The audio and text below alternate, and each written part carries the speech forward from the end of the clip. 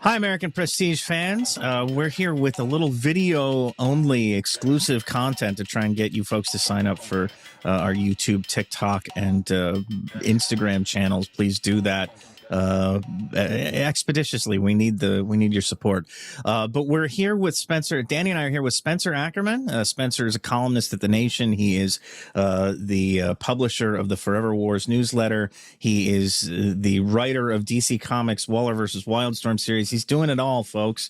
But he has not yet heard about the story that we're going to talk about here, which is Elon Musk turning off a live reaction. Starlink satellite network. Not to read the news. So that for the Ukrainians, so that to thwart basically a Ukrainian attack on Russian ships in Crimea. Spencer, I'm going to read you. This is a CNN reported this on September 8th. They reported this. Elon has since confirmed it. We'll get to that, but I'm going to read you just the first couple of paragraphs of this CNN piece. Elon Musk secretly ordered his engineers to turn off his company's Starlink satellite communications network near the Crimean coast last year to disrupt a Ukrainian sneak attack on the Russian naval fleet, according to an excerpt adapted from Walter Isaacson's new biography of the eccentric billionaire titled Elon Musk. As Ukrainian submarine drones strapped with explosives approached the Russian fleet, they, quote, lost connectivity and washed ashore harmlessly, end quote, Isaacson writes.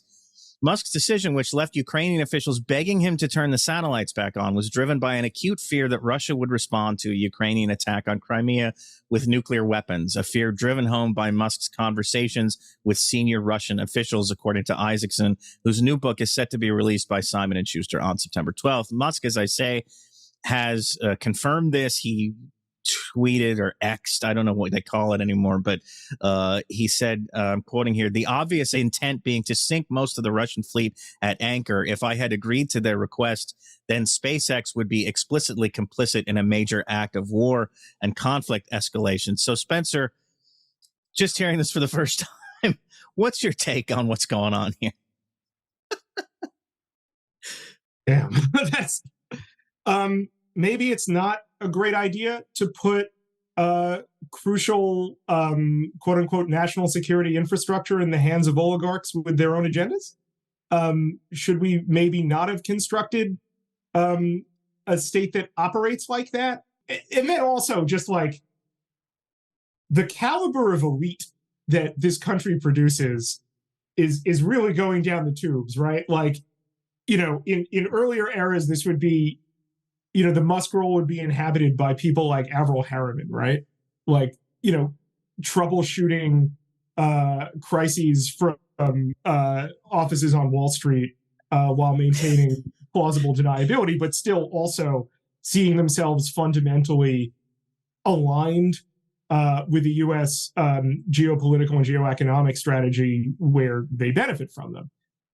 Now, I think like what Musk is demonstrating is that perhaps that security strategy ought to serve his interests rather than he serve the interests at, you know, whether you want to say, you know, the war in Ukraine is in American interest. It's certainly the strategy that, you know, formally the United States is pursuing. And now this divide that exists represents probably a critical juncture for U.S. national security thinking, that now that we have such overwhelming control of crucial infrastructure by American oligarchs in traditionally understood national security enterprises, perhaps that ought to be a reason to reconsider that entire arrangement,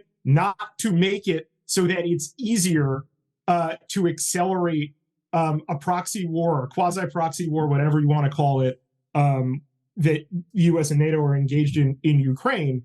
But so there is actually at least the hope of a coherent grand strategy that we also hope won't continue to be manipulated by unaccountable wealthy elites, but probably will in the final analysis, because it usually is. It's sort of, I mean, I've been thinking about this since I saw this story, and I'm trying to like formulate how I feel about it, and it's sort of like, you know, the food here is terrible and the portions are so small, but Yeah. the fact that we have a $1 trillion a year military apparatus, which I don't agree with in the first place, should not exist in a country that can't feed or house or, you know, ensure health care for all its citizens. We find the money to do this.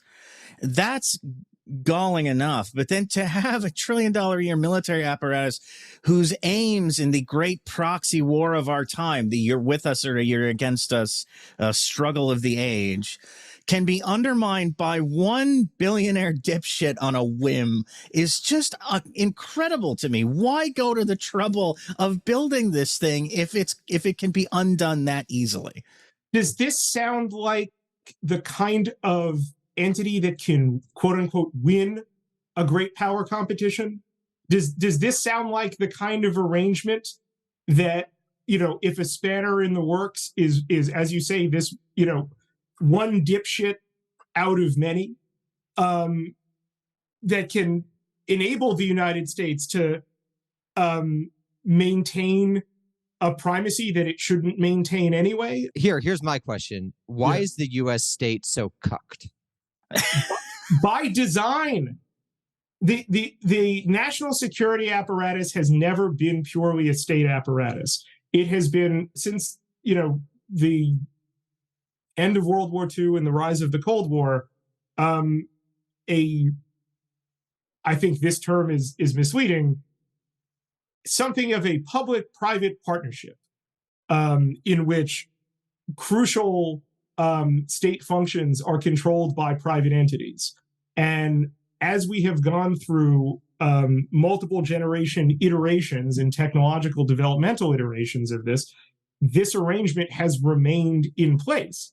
And you have, before people like Musk, and I would add to this, people like Peter Thiel, you see this also in data advances through Palantir and through the ways in which that the National Security Agency, to maintain its panopticons, now piggybacks upon the major internet firms and social media in order to operate at all. Now you have people like Musk who don't share the agendas of the people who set state policy, don't need to, and those with their hands on the instruments of state policy have neither the mechanisms to compel their cooperation, nor in, you know, setting a precedent, the inclinations to do so.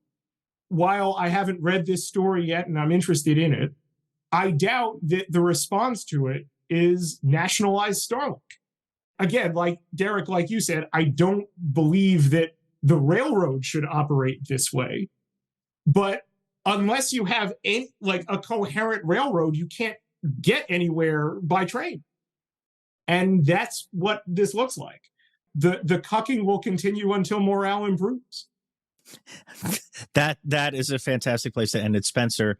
Thanks so much for talking about this with us, this very bizarre story. And folks out there, please do subscribe to the channels, YouTube, TikTok, Instagram. I don't know, whatever you kids are using these days. Spencer, thanks again. Thanks, guys.